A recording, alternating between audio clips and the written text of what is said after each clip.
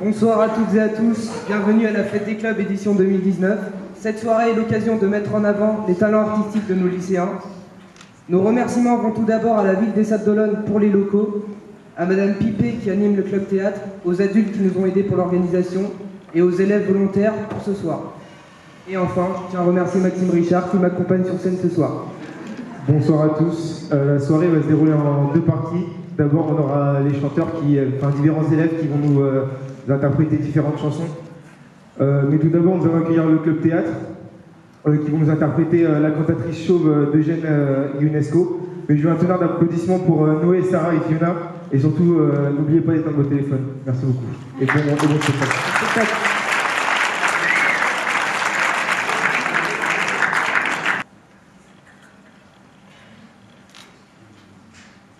Je suis la bonne. J'ai passé un après-midi très agréable. J'ai été au cinéma avec un homme et j'ai vu un film avec une femme.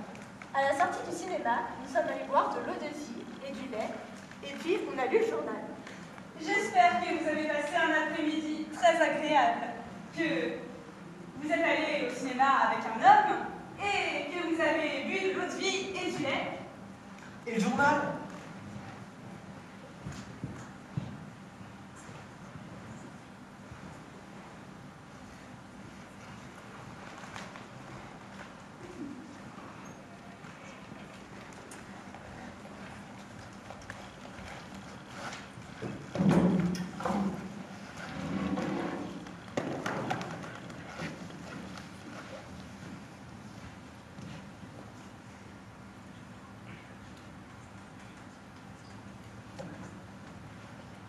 Mes excuses, madame, mais il me semble que je vous ai déjà vu quelque part. Ah, moi aussi, monsieur. Il me semble que je vous ai déjà vu quelque part. Ne vous aurais-je pas aperçu à Manchester par hasard? Oui, c'est bien possible. Je suis originaire de la ville de Manchester, mais je m'en souviens pas très bien. Je ne pourrais pas dire si je vous y ai déjà rencontré ou non. Comme c'est bizarre.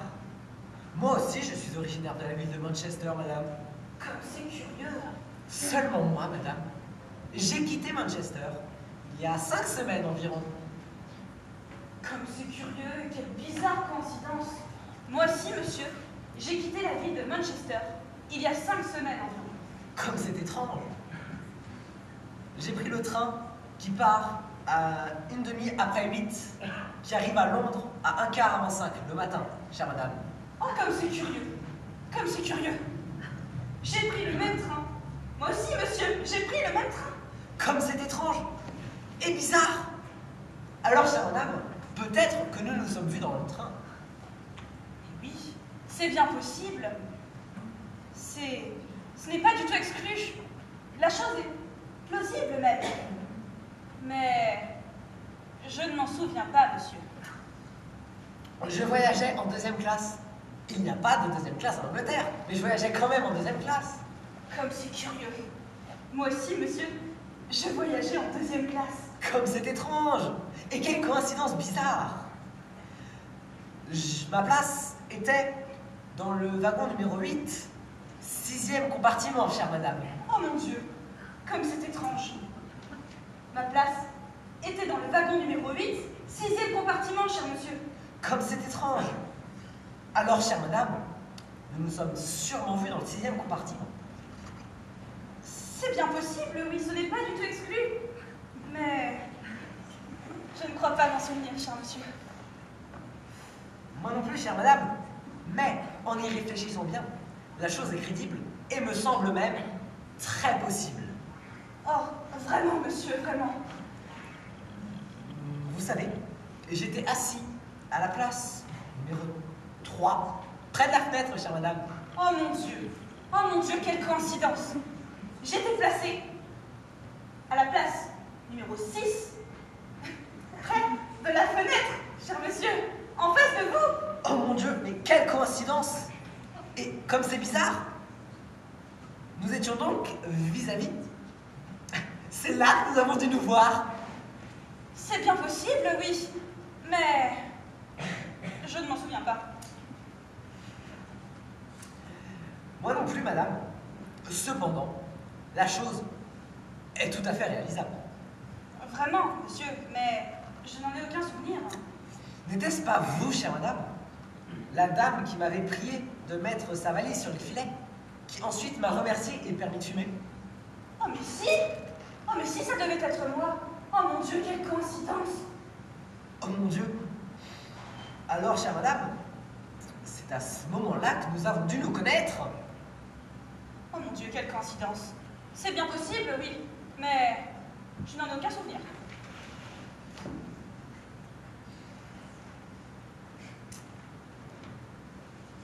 Depuis mon arrivée à Londres, j'habite rue Bromfield, chère madame. Comme c'est curieux! Quelle coïncidence! Vous savez, depuis mon arrivée à Londres, j'habite rue Bromfield, cher monsieur. Oh mon Dieu, mais comme c'est bizarre! Peut-être nous sommes-nous rencontrés rue Bromfield. C'est bien possible, oui. Mais je ne m'en souviens pas, cher monsieur. Je demeure au numéro 19, chère madame. Non. Si. Oh mon Dieu! Comme c'est bizarre! Je demeure aussi au numéro 19, cher monsieur! Mais quelle coïncidence! Peut-être que nous nous sommes vus dans cette maison, madame. C'est bien possible, oui, mais je n'en suis pas sûre, monsieur. Mon appartement est au 5e étage. Et c'est le numéro 8, chère madame. Comme c'est curieux. Mon appartement est aussi au 5e étage, et c'est le numéro 8, cher monsieur. Mais comme c'est étrange! Et comme c'est bizarre!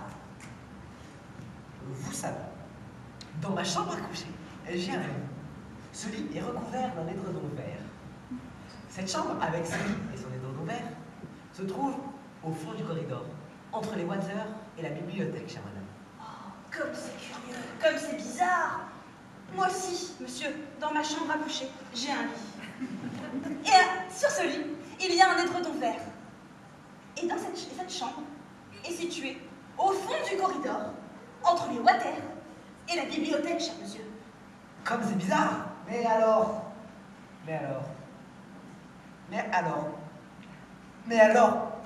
nous vivons dans la même chambre.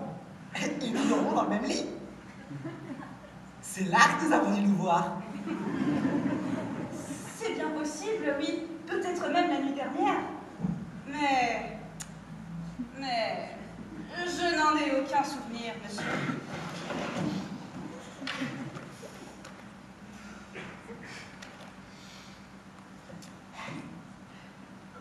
Vous savez, j'ai une petite fille.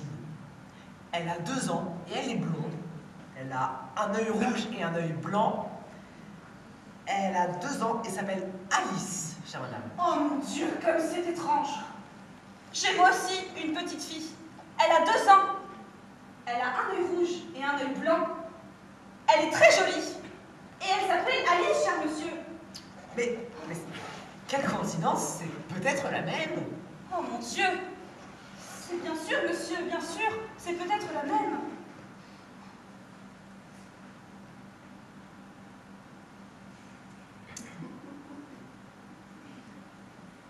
Alors, chère madame, je pense qu'il n'y a plus de doute.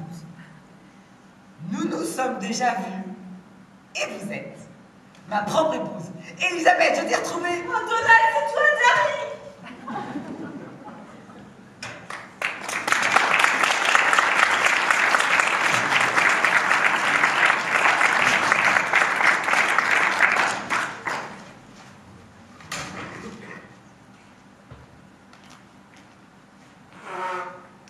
Elisabeth et Donald sont maintenant trop heureux pour pouvoir m'entendre. Je puis donc vous révéler un secret. Elisabeth n'est pas Elisabeth. Donald n'est pas Donald. En voici la preuve. L'enfant, dont parle Donald, a un œil blanc et un autre rouge, tout comme la fillette d'Elisabeth. Mais tandis que l'enfant de Donald a un œil blanc à droite et un œil rouge à gauche, l'enfant d'Elisabeth, lui, a un œil rouge à droite main gauche. Ainsi, tous les systèmes d'argumentation de Donald s'écroulent en se heurtant à ce dernier obstacle qui anéantit toute sa théorie. Malgré des coïncidences extraordinaires qui semblent être des preuves définitives, Donald et Elizabeth n'étant pas les parents du même enfant, ne sont pas Donald et Elizabeth. Il a beau croire qu'il est Donald. Elle a beau se croire Elizabeth. Il a beau croire qu'elle est Elizabeth. Elle a beau croire qu'il est Donald. Il se trompe amèrement. Qui est le véritable Donald? Quelle est la véritable Elizabeth? Qui donc, ici, a intérêt à faire durer cette confusion? Je n'en sais rien. Ne tâchons pas de le savoir. Laissons les choses comme elles sont.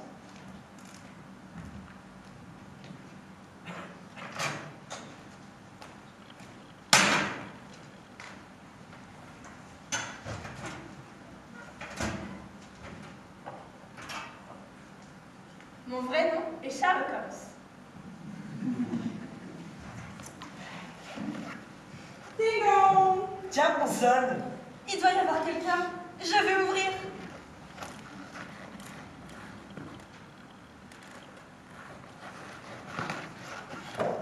Personne. Je vais donner un autre exemple. Ding-dong! Tiens, on sonne. Il doit y avoir quelqu'un. Je vais ouvrir.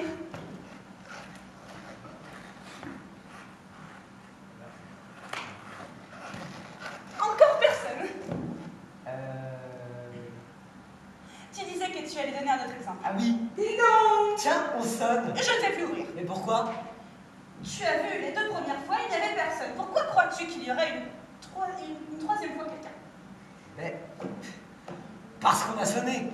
Ce n'est pas une raison. Enfin, comment?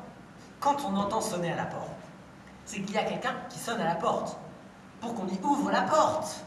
Bien non, tu vois bien tout à l'heure. La plupart du temps, si.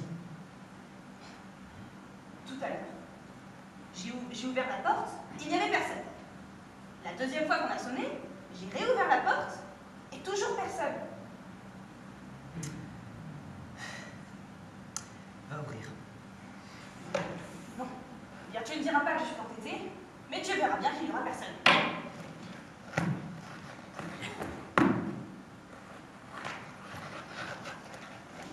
Personne.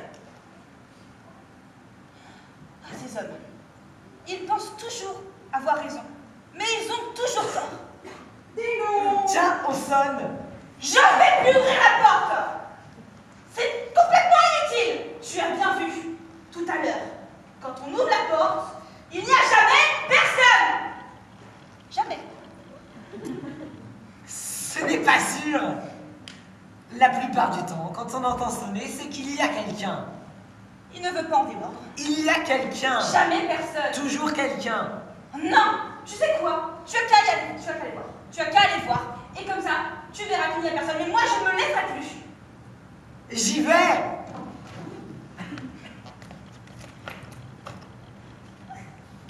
Ah, what do you do? C'est le capitaine des pompiers. Mesdames, messieurs, Madame Smith, vous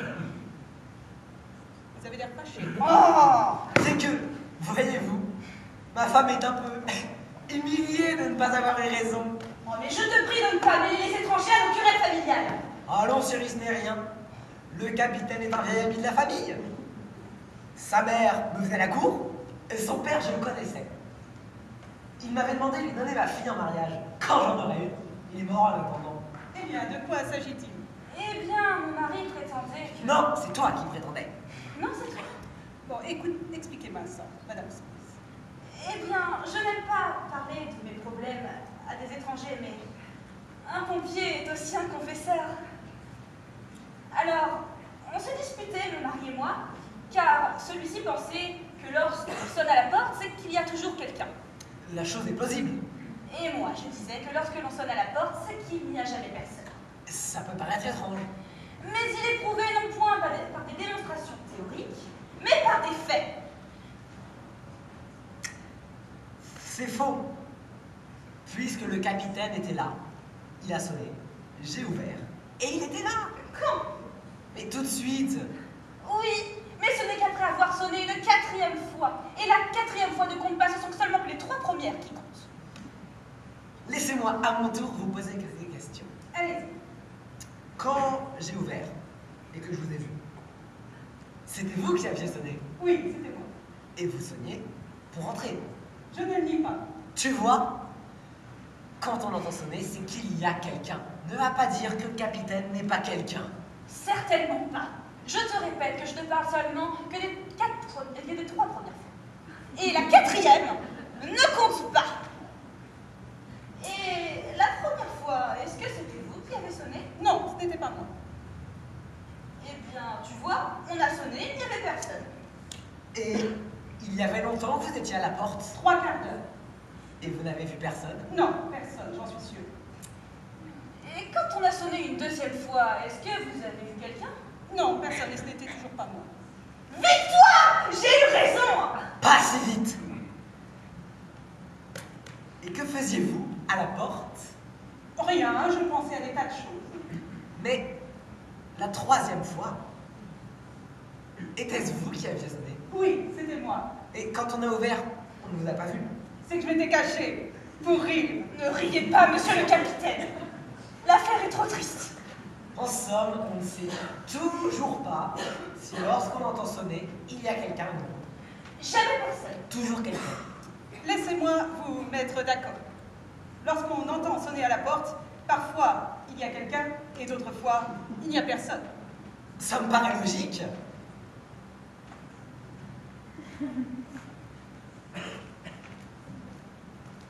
Madame, monsieur, Que voulez-vous? Que venez-vous faire ici? que madame et monsieur m'excusent, je voudrais à mon tour vous dire une anecdote. Pour qui se prend-elle? Qu'est-ce qu'elle dit? Oh! Vous êtes vraiment déplacé, Mary. De quoi vous mêlez-vous? Elle ici. Pas possible. Ici?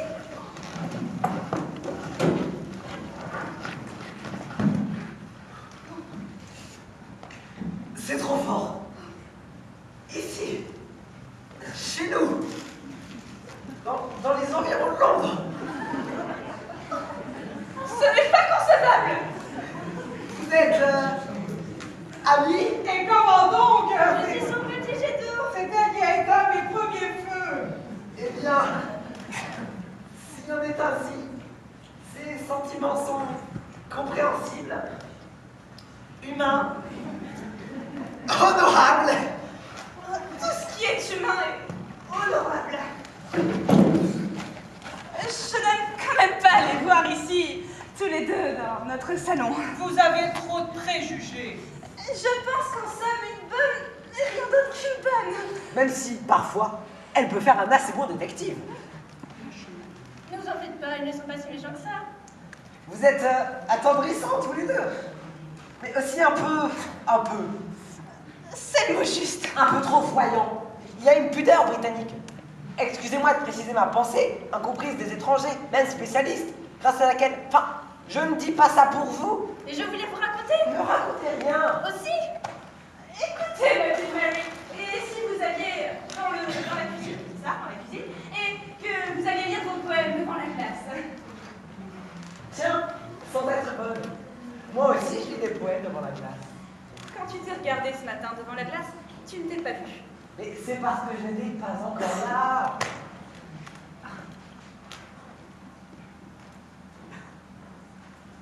Ah, à propos, et la cantatrice chauve?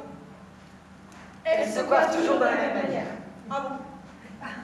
Alors, mesdames, messieurs, au revoir.